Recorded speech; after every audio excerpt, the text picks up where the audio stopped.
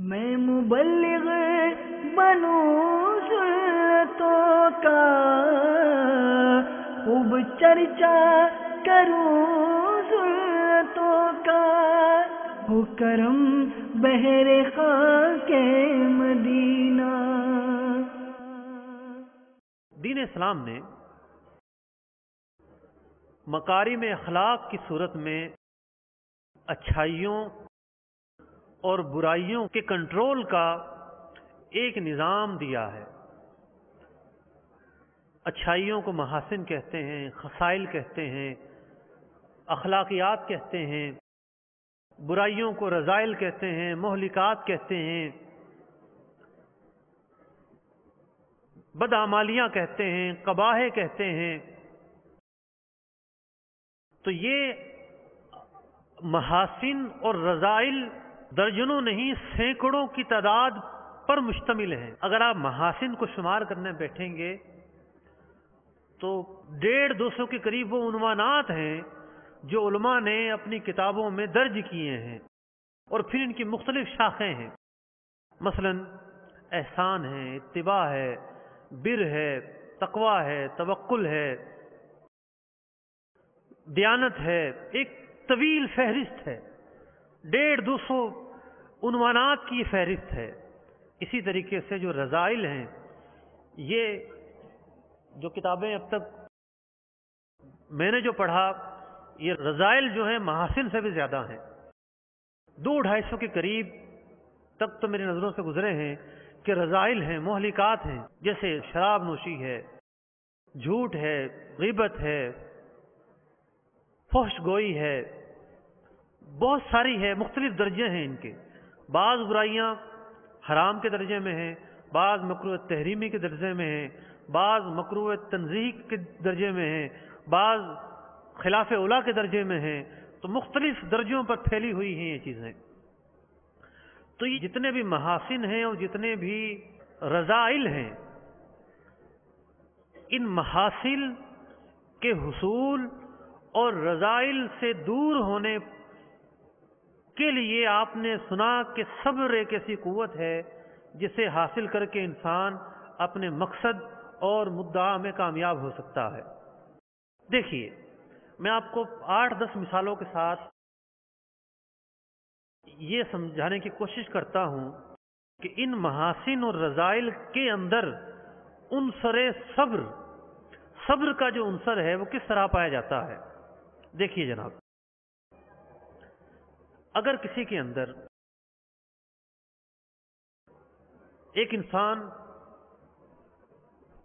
اپنی شہوت قابو میں رکھ لے، اس پر صبر کر لے، اسی طریقے سے اگر کوئی شخص اپنی زبان کے غیر ضروری استعمال پر صبر کر لے تو بسا اوقات اسے کتمان ستر کہتے ہیں۔ ایک خوبی ہے، ایک حسن ہے، ایک خصلت ہے کتمان سر۔ زبان ہی کے ضبط پر کفل مدینہ کی خصلت حاصل ہوتی ہے، زبان ہی کے صبر پر کم گوئی کی خوبی حاصل ہوتی ہے۔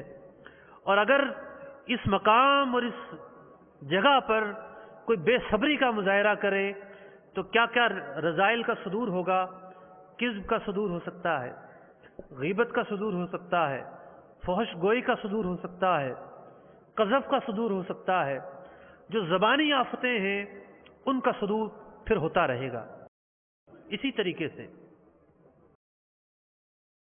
جو دنیا کی آسائشیں ہیں، مباح آسائشیں ہیں، اگر کوئی ان آسائشوں سے بھی دور رہے اور اپنے آپ کو محبوس کر دے اور صبر کرے، ان آسائشوں کی مشقت کا تحمل اس کے اندر آ جائے، اور پھر جو خصلت اور خوبی سامنے آتی ہے اسے زہد کہتے ہیں۔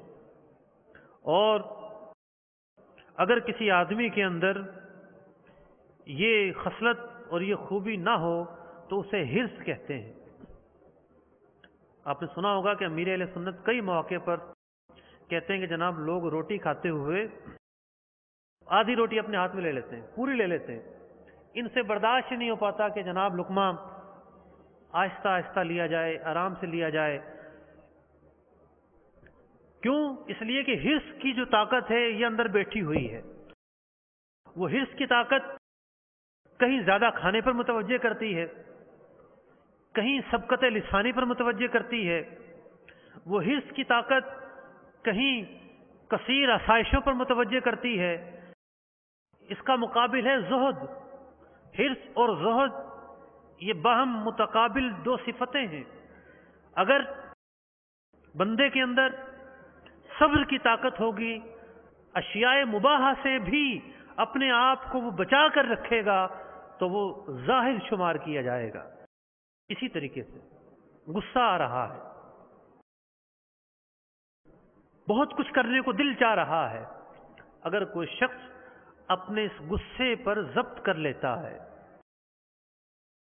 جو خواہشات اٹھ رہی ہیں، ابھر رہی ہیں، اور بڑی ہی تیزی کے ساتھ دماغ اس وقت کام کرتا ہے اور انسان بلا سوچے سمجھے کر بیٹھتا ہے جو وہ کرنا چاہتا ہے، اگر اس وقت اٹھنے والی خواہشات پر عمل نہ کیا اور ضبط کیا اور صبر کیا، جو قوت اور جو خوبی اور جو خصلت سامنے آتی ہے اسے ہم حلم کہتے ہیں، اور اگر اس پر عمل کر لیا تو پھر تسرع کہا جاتا ہے، بے صبری کہا جاتا ہے۔ اسی طریقے سے اگر کوئی شخص مشکلات اور میدان جنگ اور خطرات پر صبر کر لے اور اس پر برداشت کر لے تو جو خوبی سامنے آتی ہے وہ شجاعت کہلاتی ہے، اور جو اس پر ثابت قدم نہ رہ سکے اور راہ فرار اختیار کرے تو اسے بزدلی کہتے ہیں۔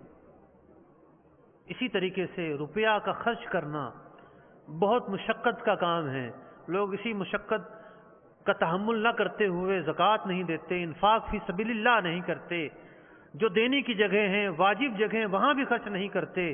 کیوں؟ ان کے اندر طاقت نہیں ہوتی اس مشقت کو برداشت کرنے کی۔ جن کے اندر وہ طاقت ہوتی ہے، اس مقام پر صبر ہوتا ہے، تو ایسے افراد کے اندر پھر جود و سخاوت جنم لیتی ہے، اور اس کے مد مقابل افراد کے اندر بخل کی صفت جنم لیتی ہے۔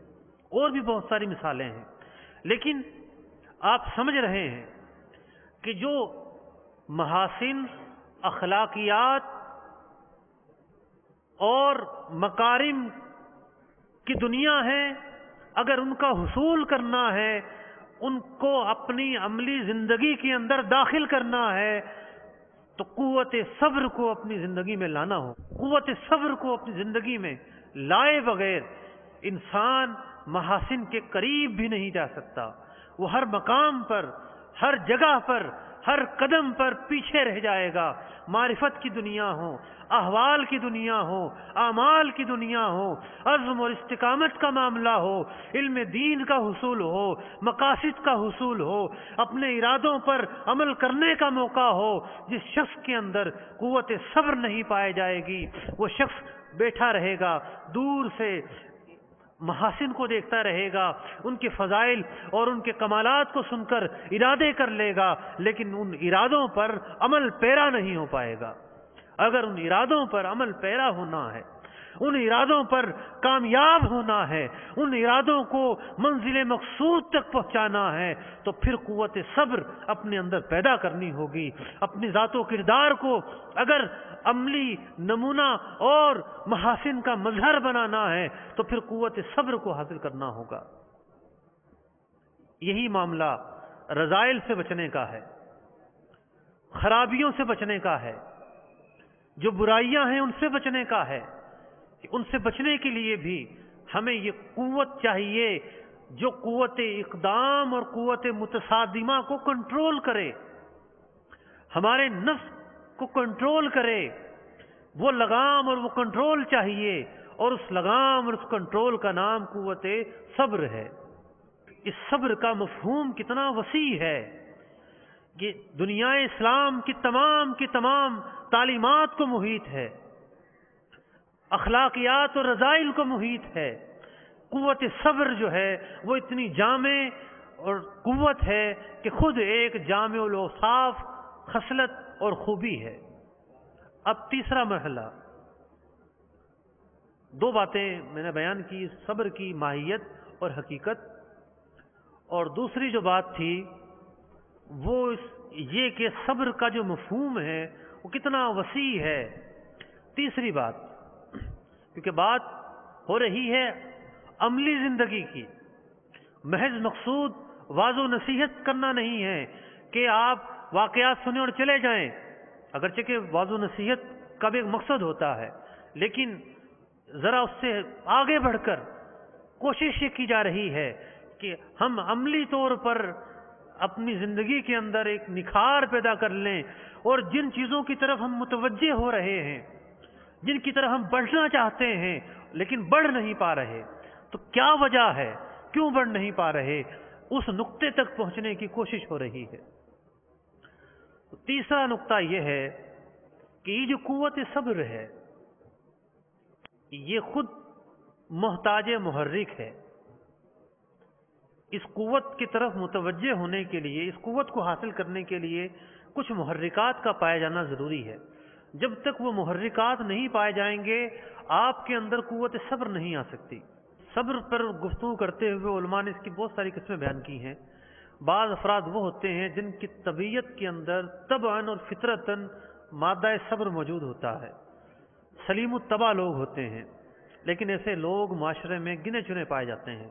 بعض لوگ ایسے ہوتے ہیں جو پالش کے محتاج ہوتے ہیں، تھوڑی سی پالش ہو جائے وہ ان کی گاڑی ٹریک پر آ جاتی ہے، لیکن اکثر لوگ وہ ہوتے ہیں کہ جنہیں تکلفاً تصبراً صبر کو اختیار کرنا پڑتا ہے، مزاحمت کرنی پڑتی ہے اپنی خواہشات کے سامنے، قوت اقدام اور قوت متصادمہ کو بہت زیادہ مشقت کے ساتھ کنٹرول کرنا پڑتا ہے۔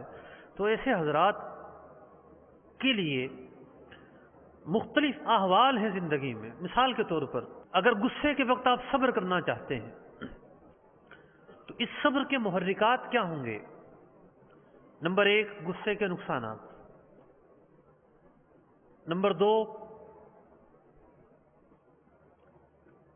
اپنے کردار پر لگنے والے دھبے کے ازالے کا خوف۔ نمبر 3، جو نقصان پہنچے گا اس سے چھٹکارا پانے کی فکر۔ اگر غصے کے وقت انسان کے سامنے یہ محرکات ہوں کہ یار جو میں چاہ رہا ہوں، میرے دماغ میں جو چیز آ رہی ہے، یہ اگر میں نے اس پر عمل کر لیا تو اس سے یہ خامیاں سامنے آئیں گی، یہ خرابیاں سامنے آئیں گی، میں ان چیزوں میں مبتلا ہو جاؤں گا، میں ان چیزوں کا شکار ہو جاؤں گا۔ تو اگر غصے کے وقت قوت صبر آپ حاصل کرنا چاہتے ہیں تو یہ اسی صورت میں ممکن ہے کہ جب صبر کے یہ محرکات آپ کے سامنے ہوں۔ اور یہ محرکات آپ کو کب حاصل ہوں گے؟ جب آپ نے غصے کا باب علم باطن کی کتابوں سے پڑھا ہوا ہو، مہلکات اور منجیات پڑھے ہوئے ہوں، تو پھر آپ کے سامنے یہ چیزیں آئیں گی اور وہ چیزیں آپ کو متوجہ کریں گی۔ خلاصے کے طور پر یہ کہنا کافی ہے کہ علم کا ہونا آپ کو روکے گا۔ قوت صبر کے جو محرکات ہیں اس میں سب سے نمایاں چیز ہے علم، خطرات کا علم، نقصان کا علم، فوائد کا علم۔ جب تک خطرات، نقصان اور فوائد آپ کے سامنے نہیں ہوں گے آپ کے اندر طاقت صبر پیدا ہی نہیں ہو پائے گی، متوجہ ہی نہیں ہو پائے گی۔ جب تک ترغیبات اور ترہیبات آپ کے سامنے نہیں آئیں گی تو کیسے آپ کی قوت متوجہ ہوگی؟ بھئی ایک انسان ہے، بیٹھا ہوا ہے، اپنے کام میں مست ہے، اسے کوئی آ کر کہتا ہے کہ جناب فلاں کام شروع کر لو، اتنا نفع ہے، اتنی کمائی ہے، یہ فضائل ہیں، یہاں تک پہنچ جاؤ گے، تب جا کر انسان کی قوت متوجہ ہوتی ہے۔ انسان سوچتا ہے ہاں بہت اچھا کام ہے، مجھے کرنا چاہیے۔ تو یہ ایک فطرت ہے۔ اگر ہم یہ سمجھتے ہیں کہ کوئی تیسری قوت آ کر ہمیں صابر بنا دے گی، ہمیں ان جمیع محاسن کا عامل بنا دے گی، ہمیں ان تمام برائیوں سے روک دے گی، تو پھر ایسا کبھی بھی نہیں ہوگا۔ اس کے یہی طریقے ہیں، یہی احوال ہیں۔ تو یہ تو ایک حال ہے، غصہ تو ایک کیفیت ہے۔ میں نے عرض کیا کہ 150 کے قریب محاسن آپ کو ملیں گے اور 250 کے قریب رذائل ملیں گے، تو یوں کہیے کہ 400-450 کے قریب وہ مقامات اور احوال ہیں جو آپ نے پڑھنے ہیں، جن کا علم آپ نے حاصل کرنا ہے۔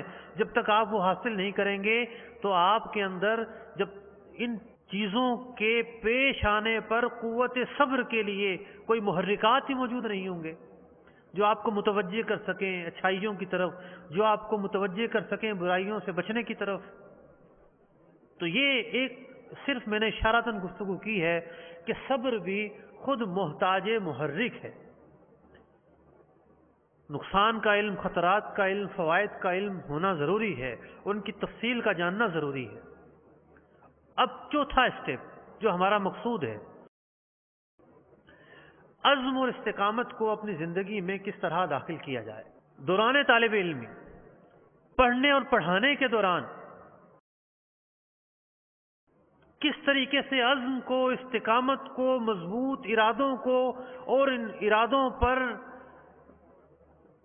مقاصد کی تکمیل کو عملی طور پر کس طرح اپنی زندگی کا حصہ بنایا جائے، تو میرے محترم اور پیارے اسلامی بھائیوں، اگر اس کو حصہ بنانا چاہتے ہیں تو قوت صبر ہمارے اندر پائے جائے گی، ہم ان ارادوں کو اپنی زندگی کا حصہ بنا سکتے ہیں۔ میں نے عرض کیا کہ مختلف احوال ہیں، ایک پوری دنیا ہے، لیکن ہم جس حالت سے متوجہ ہیں، جو حالت اس وقت ہم پر طاری ہے، وہ ہے طالب علمی کی کیفیت۔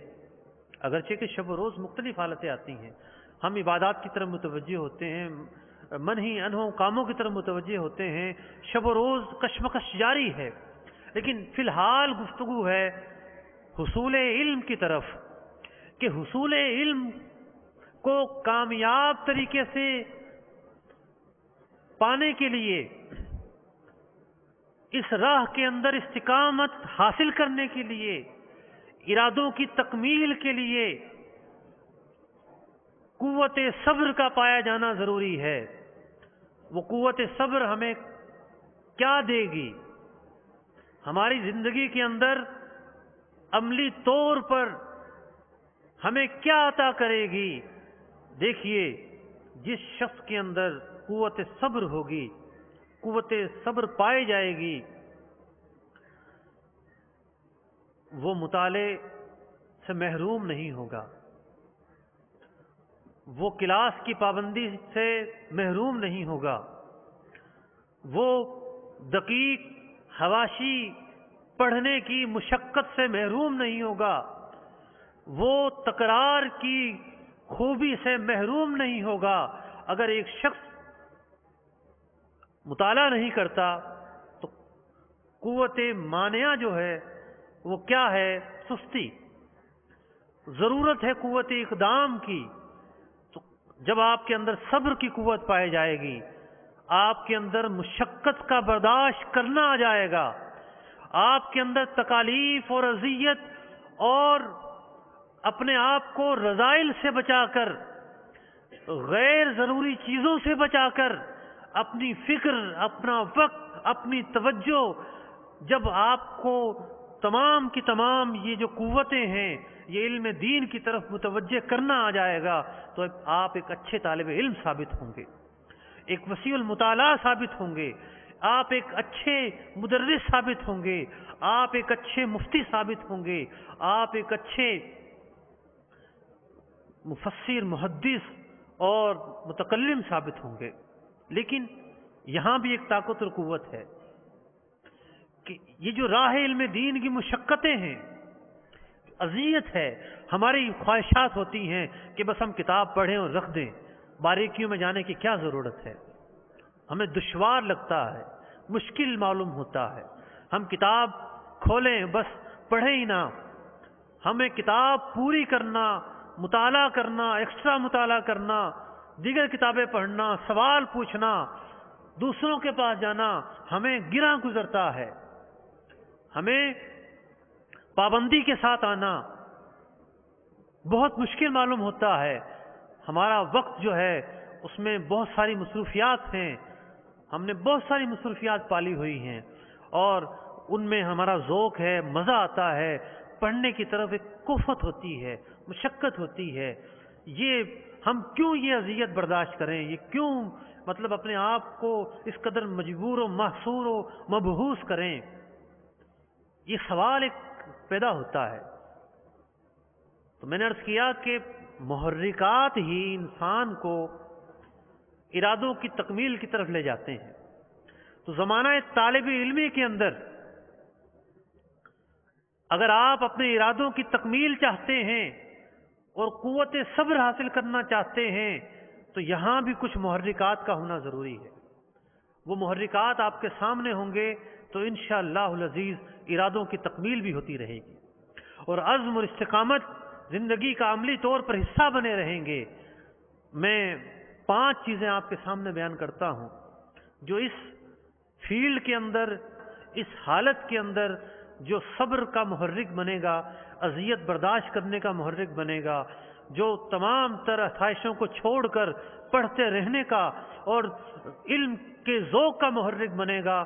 بہت ساری چیزیں ہو سکتی ہیں لیکن صرف 5 چیزیں آپ کے سامنے بیان کرتا ہوں. پہلی چیز ہے فضائل، دوسری چیز ہے ضرورت، تیسری چیز ہے العلم بہ، اور چوتھی چیز شوق. فضائل، سب سے پہلے فضائل، پھر ضرورت، پھر العلم بہ، پھر شوق اور پھر کمال. یہ 5 محرکات ہیں جو اس زمانہ طالب علمی کے اندر اذیت برداشت کرنے پر تیار کرتے ہیں، مشقت برداشت کرنے پر تیار کرتے ہیں، استقامت حاصل کیے رہنے پر مجبور کرتے ہیں. پہلی کیا چیز ہے؟ فضائل. علم دین کے جب فضائل آپ کے سامنے ہوں گے، جب یہ فضائل آپ پڑھیں گے، سنیں گے، بیان کریں گے تو یہ فضائل محرک بنیں گے آپ کو علم دین سے وابستہ کرنے میں، اور علم دین کے ساتھ وابستہ رہنے میں یہ فضائل بہت بڑے محرک کے طور پر سامنے آئیں گے. حضرت ابو ہریرہ رضی اللہ تعالیٰ عنہ، ان کے بارے میں ملتا ہے کہ دیگر صحابہ اکرام علیہم رضوان اپنی کام کاج میں مصروف رہتے، اپنے کاموں کی تکمیل میں لگے رہتے، کوئی زندگی کے کسی شعبے میں اور کوئی کسی شعبے میں. لیکن حضرت ابو ہریرہ رضی اللہ تعالیٰ عنہ کے دل و دماغ کے اندر علم دین کے فضائل بیٹھ گئے تھے. سرکار دو عالم صلی اللہ علیہ وسلم سے احادیث لینے کی دھن ان کے اندر طاری ہو گئی تھی. تو وہ چیز، وہ محرک ایسا ان کے اندر پایا گیا کہ پھر یہ سارا کام چھوڑ کر ہمتن گوش ہو کر علم دین کے حصول میں مصروف رہتے. یہ لوگوں سے کہتے کہ تم مجھے یہ کہتے ہو کہ تم اتنی حدیثیں کس طرح سناتے ہو؟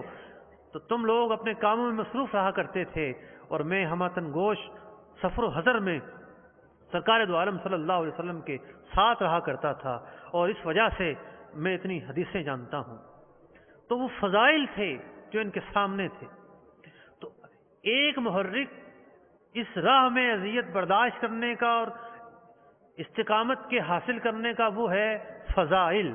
فضائل پر نظر رکھنا، انہیں سننا، انہیں پڑھنا بہت بڑا محرک ہے. دوسرا محرک ہے ضرورت. حضرت ابن عباس رضی اللہ تعالیٰ عنہ چھوٹے ہیں، 9 عمری ہے. سرکار دو عالم صلی اللہ علیہ وسلم کا وصال ہوا. انہوں نے ایک انصاری صحابی رضی اللہ تعالیٰ عنہ کو فرمایا کہ آؤ، وہ لوگ موجود ہیں جن کے پاس سرکار دو عالم صلی اللہ علیہ وسلم سے ملا ہوا خزانہ اور میراث موجود ہے. آؤ ان سے جا کر ہم وہ میراث، وہ خزانہ اور وہ علم حاصل کر لیں، کیونکہ ابھی ہماری عمر چھوٹی ہے اور یہ لوگ جن کے پاس یہ خزانہ ہے یہ لوگ بڑھاپے کی عمر میں ہیں، بڑی عمر میں ہیں. یہ نہ ہو کہ یہ لوگ دنیا سے چلے جائیں. تو وہ ان کے ساتھی کہنے لگے، مختلف حوالے اس واقعے کے میں لے کر آیا ہوں لیکن اختصاراً بغیر کسی حوالے کے بیان کر رہا ہوں کہ ابن عباس، تمہاری طرف کون رجوع کرے گا؟ کون تم سے فتوے لے گا؟ اس قدر زیادہ علم حاصل کرنے کی کیا ضرورت ہے؟ تو انہوں نے اپنے ذہن یہ بنایا کہ ضرورت نہیں ہے. حضرت ابن عباس رضی اللہ تعالیٰ عنہ کے ذہن میں یہ بات بیٹھ گئی، نہیں ضرورت ہے. اور آپ فرماتے ہیں کہ بس یہ بات میرے ذہن میں بیٹھ گئی، یوں کہیے یہ محرک علم کی طرف متوجہ کرنے کا باعث بنا، اور یہ صحابہ اکرام علیہم رضوان کے دروازوں پر جاتے اور ان کے دروازوں پر جا کر علم دین حاصل کرتے. بسا اوقات یہ ہوتا کہ اگر جس کے پاس یہ گئے ہیں وہ آرام کر رہے ہوتے، ان کے آرام کا وقت ہوتا، یہ انہیں جگانا پسند نہ کرتے. خانوادہ رسول سے تھے، اہل بیت سے تھے، یہ جگاتے تو کسی پر ناگوار نہ گزرتا، لیکن انہیں مرتبے کا احساس تھا کہ میں شاگرد بن کر آیا ہوں، اپنے استاد کے پاس آیا ہوں، مجھے ان کے آرام کو فوقیت دینی ہے. حدیثوں میں ملتا ہے کہ یہ دروازے کے باہر ہی لیٹ جاتے، ریت اڑتی ان کے جسم پر، ریت سے جسم اٹھ جاتا.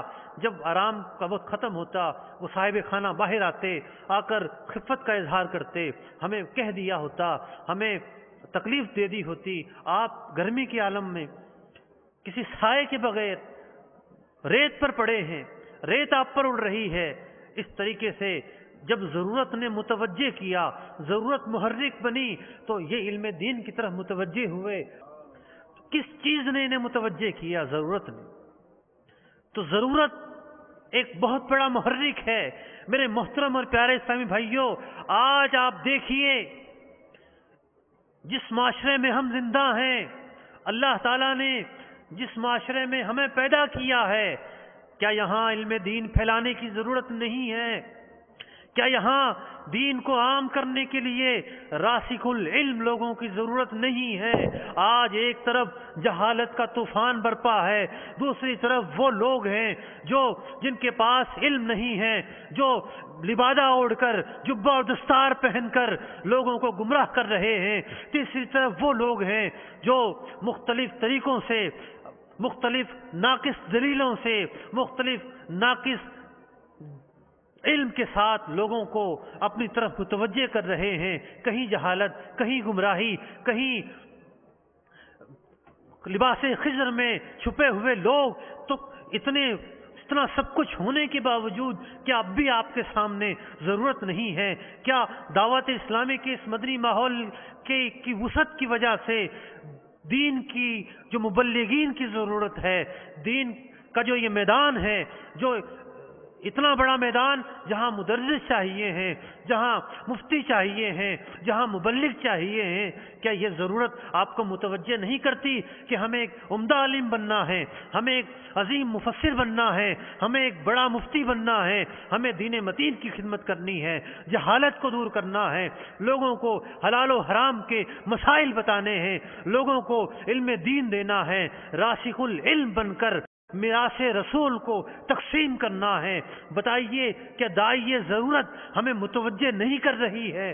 تو یہ ضرورت، یہ محرک ایک ایسا محرک ہے، کیا آپ کے قلوب کو متوجہ نہیں کر پا رہا؟ کیا اس محرک کی وجہ سے آپ علم دین کی طرف توجہ نہیں دے پائیں گے؟ کیا آپ یہ چاہتے ہیں آپ پر سرمایہ خرچ کیا جائے، اساتذہ پڑھائیں، پڑھانے کے باوجود آپ ناقص عالم بن کر نکلیں، آپ قوم کے لیے سرمایہ نہ بن سکیں، قوم کو فائدہ نہ پہنچا سکیں؟ جس عظیم مقصد کے لیے آپ کو تیار کیا جا رہا ہے، آپ اس مقصد کی تکمیل میں، ان عزائم، ان ارادوں کی تکمیل میں ناکام رہیں، تو پھر ٹھیک ہے، پڑھنے کی کوئی ضرورت نہیں ہے، آپ چلے جائیے اپنے گھروں کو. اگر آپ ضرورت کو محسوس کرتے ہیں، اگر آپ معاشرے کی بہتری کے لیے علمی کاوشوں کو محسوس کرتے ہیں، تو پھر آپ کو ایک اچھا عالم بننا پڑے گا، آپ کو محنت کرنا پڑے گی، آپ کو استقامت کا مظاہرہ کرنا پڑے گا، آپ کو اس راہ علم کے اندر اذیتیں برداشت کرنی پڑیں گی، تکالیف برداشت کرنی پڑیں گی، مصائب برداشت کرنے پڑیں گے. اپنی توجہ کو آسائشوں سے ہٹا کر صرف اور صرف علم دین کی طرف متوجہ کرنا پڑے گا. اور تیسری چیز تھی العلم بہ. دنیا تصوف کے اندر عظیم خصلت ہے والعلم بہ، یعنی محرک علم. کیوں ہم علم حاصل کریں؟ کیا وجہ ہے ہم یہ مشقتیں برداشت کریں؟ اور کتنی ہی آسائشیں ہوں، کیسے ہی ماحول میں پڑھنا اور پڑھانا ہو، علم بغیر مشقت کے حاصل نہیں کیا جاتا۔ کیوں حاصل کریں؟ ایک محرک کیا ہے؟ اللہ تعالی کی معرفت، والعلم بہ، کہ علم سے انسان کو اللہ کی معرفت حاصل ہوتی ہے۔ کتنا عظیم محرک ہے، کتنا عظیم مقصد ہے۔ سرکار غوث اعظم رضی اللہ تعالیٰ عنہ کے سامنے یہی محرک تھا کہ آپ جب اپنی والدہ کو چھوڑ کر بغداد تشریف لے آتے ہیں اور جب آپ کے پاس سرمایہ ختم ہو جاتا ہے، نفقے کے اسباب ختم ہو جاتے ہیں، تو آپ دریا کے کنارے چلے جاتے ہیں، چھلکے اٹھا کر کھاتے ہیں، گری پڑی چیزیں اٹھا کر کھاتے ہیں، اذیتیں اور مشقتیں برداشت کرتے ہیں۔ لیکن کیا طاقت تھی، کیا ایسی قوت تھی، کون سا ایسا محرک تھا؟ یہ سب کچھ آپ کر رہے ہیں۔ جنگلات میں چلے جاتے ہیں، مجاہدے کرتے ہیں، ریاضتیں کرتے ہیں، اور کیا ایسی قوت تھی؟ والعلم بہ، اللہ کا عرفان حاصل کرنا سب سے بڑا محرک ہے۔ اللہ کا عرفان علم ہی سے حاصل ہوتا ہے۔ ارے آپ کتنے خوش نصیب ہیں، آپ قرآن پڑھتے ہیں، آپ کو ترجمہ اس کا سمجھ میں آتا ہے، آپ رسول اکرم علیہ الصلوۃ والسلام کی احادیث پڑھتے ہیں، آپ معرفت کی باتیں سنتے ہیں۔ مجھے ایک واقعہ یاد آ رہا ہے، حضرت جلال الدین امجدی رحمۃ اللہ تعالی علیہ یہ کام کاج کرنے کے لیے غالباً بمبئی آئے۔ صبح کے وقت محنت مزدوری کرتے اور شام کو قبلہ رئیس التحریر ارشد القادری صاحب رحمۃ اللہ تعالی علیہ سے پڑھتے۔ کسی نے کہا کہ جناب گجرات چلتے ہیں، وہاں زیادہ آمدنی ملے گی، وہاں فیکٹریاں اچھی چلتی ہیں، وہاں اچھا کام ہے۔ سوچا استاد کو بتاؤں گا، اجازت نہ ملے گی، کبھی اجازت نہیں دیں گے، چپکے سے چلے جاؤ۔ معاشی حالات ایسے تھے، انہیں یہ ارادہ کرنا پڑا، سامان باندھا، اسٹیشن پر پہنچ جاتے ہیں۔ اسٹیشن پر پہنچے، گاڑی کا انتظار کر رہے ہیں، ان کے استاد محترم کو خبر مل جاتی ہے کہ صاحب کے یہ ارادے ہیں۔ استاد خود پہنچتے ہیں یا کسی کو بھیجتے ہیں، الغرض انہیں واپس بلا لیا جاتا ہے اور انہیں سمجھایا جاتا ہے کہ نہیں، علم دین کے بڑے فضائل ہیں، علم دین حاصل کرنے کی طرف لگے رہو۔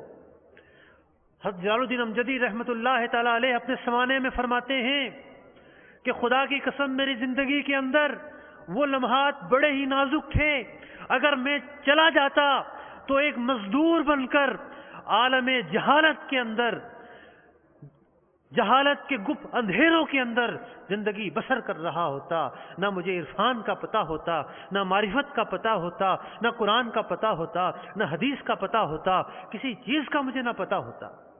واپس آ گئے۔ ان کے سامنے بھی ایک قوت تھی، کیا؟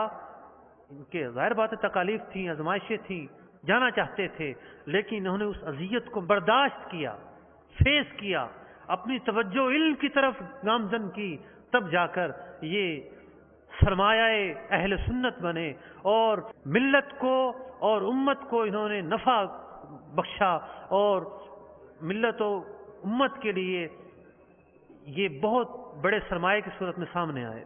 اللہ تبارک و تعالیٰ سے دعا ہے کہ اللہ تعالیٰ جو کچھ سنا ہمیں اس پر عمل کرنے کی توفیق عطا فرمائے۔